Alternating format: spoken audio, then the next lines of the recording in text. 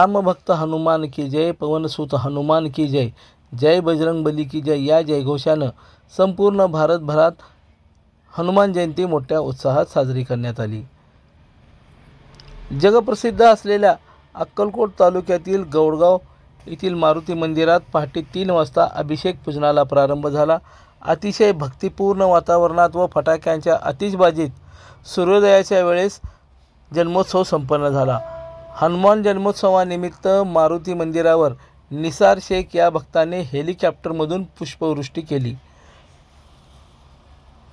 शनिवारी पहाटे मारुतीस रुद्राभिषेक, नवग्रह होम हवन, महाअभिषेक व महाआरतीचा विधी पार पडला।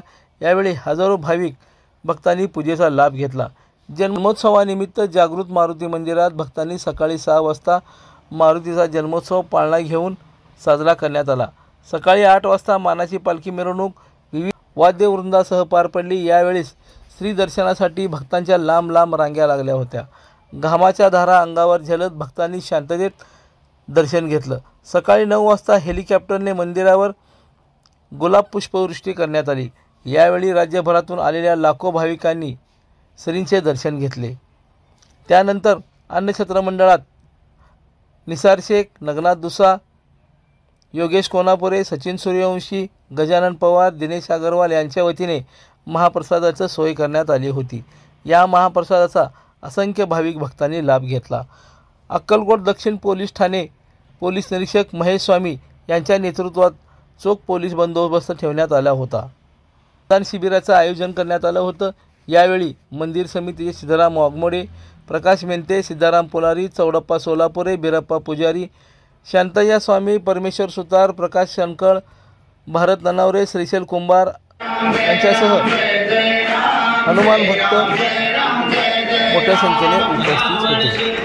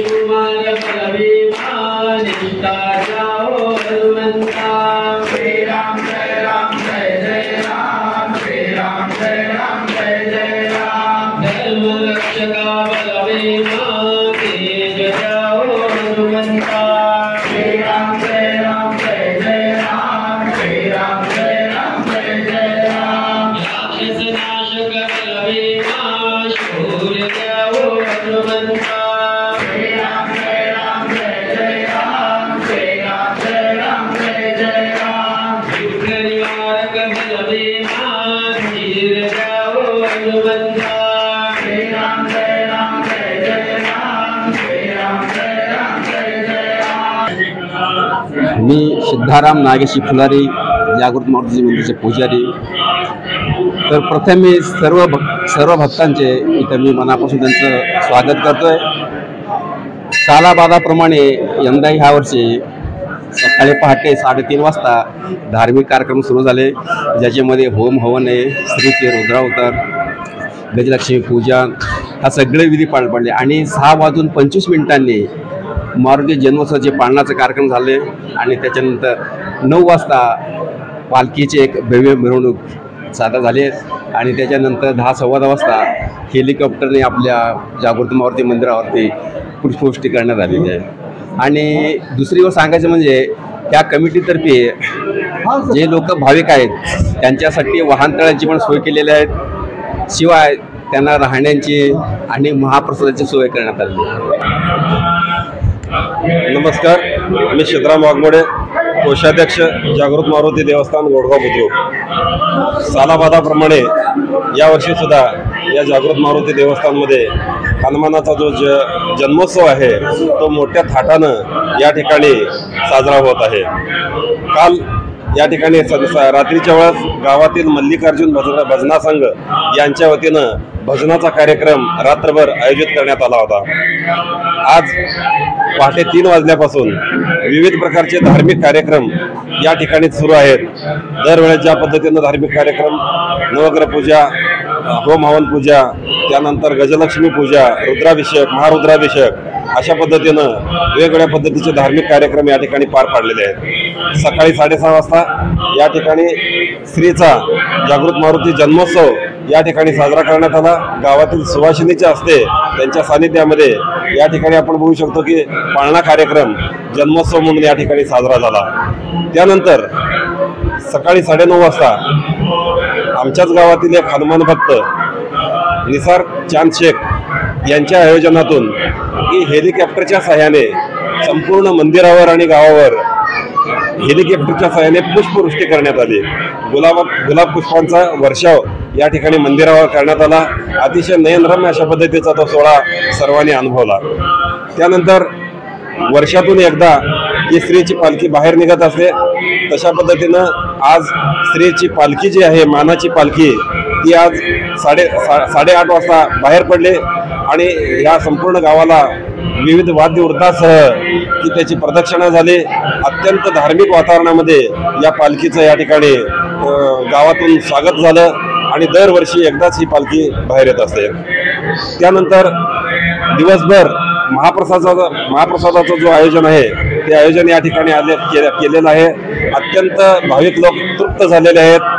आमचा अंदाज होता की 25,000 या ठिकाणी भाविक येतील, पण तसा जो आमचा अंदाज चुकलेला आहे। संपूर्ण महाराष्ट्र, कर्नाटक, गुजरात, आंध्र प्रदेश, तेलंगणा या राज्यातून भक्तांची आपण बघू शकतो या ठिकाणी भरपूर अशी गर्दी झालेली आहे। जवळजवळ 50,000 भाविकांनी या ठिकाणी दर्शन घेतलेलं आहे असा आमचा एक प्राथमिक अंदाज आहे।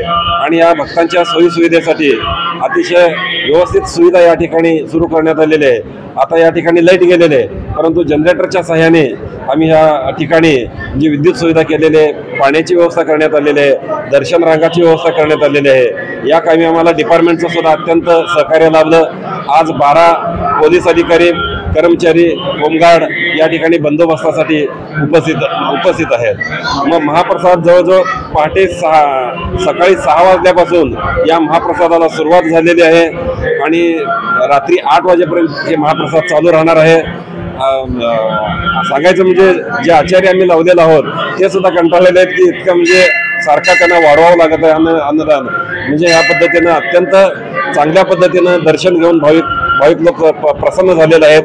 आणि उद्या जो आहे उद्या रविवारचा दिवस असल्याने दुपारच्या वेळेस गावातील जुन्या पद्धतीनं गिगी पदा म्हणतो आपण त्याला कन्नडमध्ये, ते हरदेशी नागेशी सवाल जवाबाचा कार्यक्रम या आलमेल आणि गुलबर्गा येथील कलाकाराच्या वतीने गायनाचा कार्यक्रम ठेवण्यात आलेला आहे।